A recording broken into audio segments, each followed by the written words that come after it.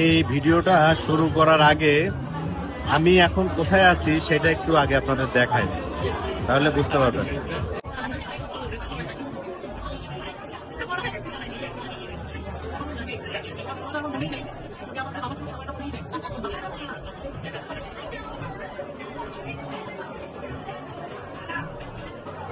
বিয়ের প্রোগ্রামে আসছি।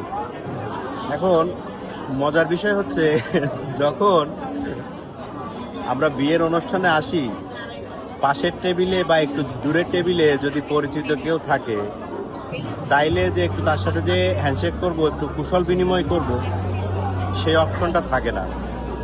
অনেকে অনেকে ভাবে যে কি ব্যাপার, ও আমার সাথে কথা বললো না বা এসে পাশে এসে বসলো না, বাবা বসতে পারি না।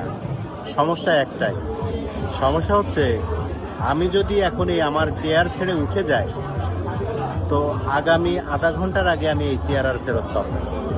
ইতিপূর্বে একটার পর একটা চলে আসবে।